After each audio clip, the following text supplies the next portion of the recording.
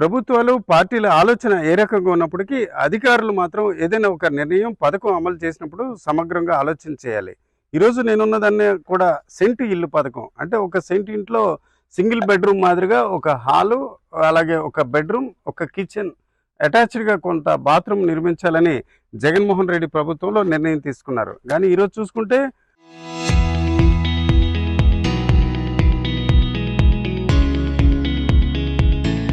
అవన్నీ కూడా పూర్తిగా నిధులు అందుబాటులోకి రాకపోవడం, అలాగే నాణ్యత లోపం వల్ల దీనికి సంబంధించి నిధులు నిలిపివేశామని ప్రభుత్వం చెప్పడంతో ఈరోజు విశాఖ జిల్లాలో చూసుకుంటే వేల ఇళ్ళు అసంపూర్ణంగా ఉండిపోయిన పరిస్థితి.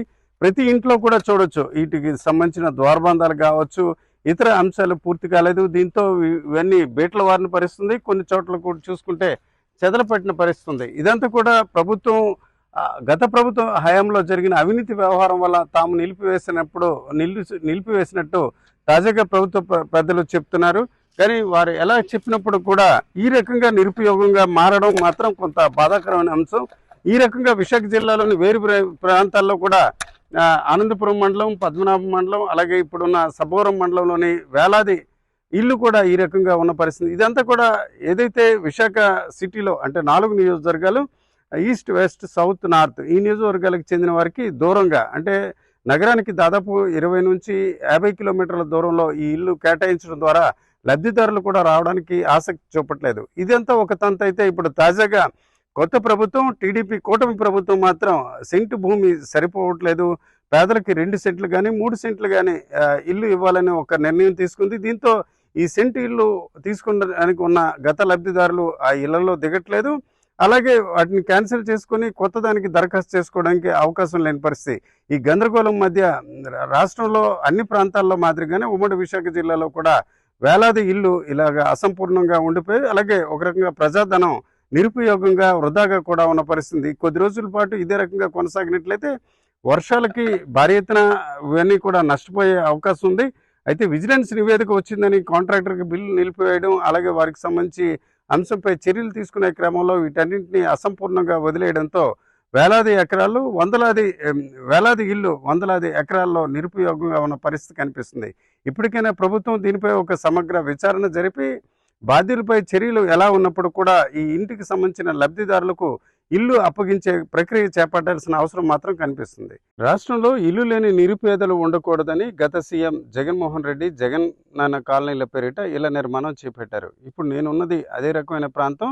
ఇది సబ్బవరం మండలంలోని ఒక అగ్రహారం అనే గ్రామం. దాదాపు 14,000 ఇళ్ల నిర్మాణం చేపట్టారు. ఒక రకంగా ప్రతిష్టాత్మకంగా వేరువేరు ప్రాంతాల్లో చేపట్టినప్పటికీ ఒకేసారి, అంటే దాదాపుగా 100 ఎకరాల విస్తీర్ణంలో ఒక భారీ నిర్మాణాన్ని చేపట్టడం ద్వారా ఒక కాలనీ నిర్మించాలని, పేదలందరికీ కూడా ఇళ్ల స్థలాలు దక్కించాలని ఆయన సెంటు భూమిలో దీనికి సంబంధించిన పథకాన్ని అమలు చేశారు. అయితే ఆ పథకం అమలు చేసే క్రమంలోనే ప్రభుత్వం దిగిపోవడంతో ఆ జగనన్న కాలనీ ఏ రకమైన పరిస్థితిలో ఉందో మనం చూడవచ్చు. ఇది ఒక దుర్భేద్యమైన అడవి మాదిరిగా తయారైంది. ఇదంతా కూడా ఈ ఇళ్ళన్నీ కూడా విశాఖలోని మొత్తం 4 నియోజకవర్గాలు ఈస్ట్, వెస్ట్, సౌత్, నార్త్ ఆ ప్రాంతాలకు చెందిన వారికి ఈ రకంగా కేటాయించడం జరిగింది. ఇది విశాఖ నగరానికి దాదాపుగా 40 కిలోమీటర్ల దూరంలో నిర్మాణం జరగడంతో లబ్ధిదారులు ఎవరు కూడా ఇళ్లలోకి దిగడానికి ఆసక్తి చూపలేదు. అయితే ఇంత జరిగినప్పుడు కూడా ఈ నిర్మాణం పూర్తయినట్లయితే చాలా వరకు ప్రజలు ఇళ్లలోకి వచ్చే అవకాశం ఉంటుంది. నిజంగా ఇల్లు పూర్తయినట్లయితే ఇది ఒక భారీ కాలనీ, అంటే దాదాపు 14,000 మందితో ఉన్నట్లయితే ఇది ఒక ఊరుగా కూడా మారే పరిస్థితి. అయితే దీనిపై విజిలెన్స్ నివేదిక తాజాగా రావడం జరిగింది. ఆ విజిలెన్స్ నివేదికలో చూసుకుంటే ఈ నిర్మాణంలో లోపం ఉందని, దీనికి సంబంధించిన కాంట్రాక్టర్ అలక్ష్యంగాను, అలాగే అవినీతి వ్యవహారం జరిగినట్టు ఈ నిర్మాణానికి సంబంధించిన నిధులు విడుదల చేయడం ఆపేశారు. అయితే విజిలెన్స్ అధికారులు మాత్రం దీనికి సంబంధించిన అంశాలు కొన్ని లేవనెత్తారు. ముఖ్యంగా చూసుకుంటే ఈ పునాదికి సంబంధించి, అంటే ఇది పునాదిని దాదాపు 5 అడుగుల వరకు లోతు తవ్వి ఆ తర్వాత దీనికి సంబంధించి సిమెంట్, కాంక్రీట్ వేయాల్సి ఉన్నప్పుడు కూడా కేవలం 1 అడుగు మాత్రమే వేసి నిర్మాణం చేపట్టినట్టు విజిలెన్స్ నివేదికలో తెలియజేయడింది. అయితే ఏదైనప్పటికీ 14,000 ఇల్లు ఈ రకంగా ఒక అడవి మాదిరిగా మారినప్పుడు కూడా పట్టించుకోకుండా వదిలేయడం మాత్రం ప్రజలు కొంత అసంతృప్తి, అసహనానికి గురవుతున్న పరిస్థితి.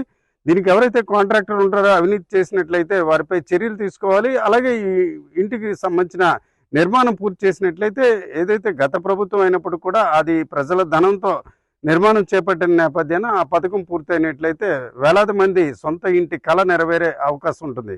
కానీ ఆ దిశలో ప్రభుత్వం అడుగులు వేయకపోవడం వల్ల ఈ రకంగా నిర్మానుష్యంగా వేల కోట్లు ఆ రోజులు నిధులు వెచ్చించిన నేపథ్యాన అవన్నీ కూడా వృధాగా ఒక అడవిలో వెన్నెల మాదిరిగా ఇంత ఖరీదైన ప్రాపర్టీ కూడా నిరుపయోగంగా మారిన పరిస్థితి. ఈ దశలో ప్రజల్లో ఒక గందరగోళ పరిస్థితి కూడా ఏర్పడింది. ఇప్పుడు మనమున్న ఈ పరిస్థితుల నేపథ్యాన ఖచ్చితంగా వెనువెంటనే ఈ ఇళ్ల నిర్మాణం పూర్తి చేసి లబ్ధిదారులకి అందిస్తే మంచిదన్న అభిప్రాయం చాలా మందిలో వ్యక్తం అవుతుంది. సీఎంగా జగన్మోహన్ రెడ్డి హయాంలో నిర్మించిన సెంటు భూమిలో ఇల్లు పథకంలో భాగంగా కొంత అవకతవకలు జరిగినట్టు విజిలెన్స్ విచారణలో వెల్లడైంది. ఇప్పుడు నేను అదే ప్రాంతంలో ఉన్న పైడివాడ అగ్రహారం అనే ఈ ప్రాంతంలో 14,000 ఇళ్ల నిర్మాణం చేపట్టారు. నిజానికి చూసుకుంటే విశాఖ జిల్లాలో అప్పుడు కేంద్ర ప్రభుత్వం నుంచి 1,14,000 ఇళ్ల నిర్మాణానికి మంజూరు అయ్యి, అయితే నిర్మాణం మాత్రం 1,05,000 మొదలయ్యాయి. అందులో చూసుకుంటే పనులు మాత్రం 9,459కి సంబంధించి కొనసాగించారు. అంటే దాదాపు 90% పనులు అయితే ప్రారంభించారు. అయితే వీటికి సంబంధించి నాణ్యత లోపం నేపథ్యాన వీటి నిర్మాణానికి సంబంధించి కొంత అస్పష్టత ఉంది. ఈ తాజాగా చూసుకుంటే విజిలెన్స్ విచారణలో ఇవన్నీ కూడా నాసిరకంగా నిర్మించినట్టు, పట్టుకుంటే ఊడిపోతుంది అంటూ ఒక నివేదిక ఇవ్వడం జరిగింది. దీంతో వీటి నిర్మాణ పనులు అర్ధాంతరంగా నిలిచిపోయి, అలాగే పూర్తయిన ఇల్లు కూడా ఇప్పుడు కూడా లబ్ధిదారులు దిగిన పరిస్థితుంది. ముఖ్యంగా చూసుకుంటే ఈ లేఅవుట్లన్నీ కూడా నగరానికి చాలా దూరంగా ఉన్న పరిస్థితుంది. దీంతో విశాఖ తూర్పు, పశ్చిమ, దక్షిణ నియోజకవర్గాలకు సంబంధించిన లబ్ధిదారులకు ఆనందపురం మండలంలో కేటాయించారు. పశ్చిమ అలాగే గాజువాక, పెందుర్తి ప్రాంతానికి అనకాపల్లి, సభవరం మండలాల్లో కేటాయించారు. అంటే నగరానికి దాదాపు 50 కిలోమీటర్ల దూరంలో ఈ కేటాయించడంతో వీరందరూ కూడా ఇందులో ఇల్లులో దిగడానికి ఆసక్తి చూపని పరిస్థితుంది. దీంతో ఇన్ని వేల కోట్ల రూపాయలతో నిర్మించిన ఇల్లు కూడా ఈరోజు వృధాగా ఉన్న పరిస్థితుంది. అయితే విజిలెన్స్ విచారణ ఒకవైపు కొనసాగుతుంటే, మరోవైపు ఈ ఇల్లు కానీ ప్రారంభించినట్లయితే ప్రజలకు ఎక్కువగా మేలు జరిగే అవకాశం ఉంది. ప్రస్తుతానికైతే ఈ విజిలెన్స్ నివేదిక ఆధారంగా బాధ్యులపై చర్యలు తీసుకునే అవకాశం ఉంది. అయితే ప్రజలు మాత్రం ఈ ఇళ్ల కేటాయింపు వ్యవహారం ఏ రకంగా త్వరితగతిన ఆ ప్రభుత్వం పూర్తి చేసిందో అదే రకంగా తాజా ప్రభుత్వం ఈ ఇళ్లను నిర్మాణం పూర్తి చేసి అప్పగించాలని కోరుతున్నారు.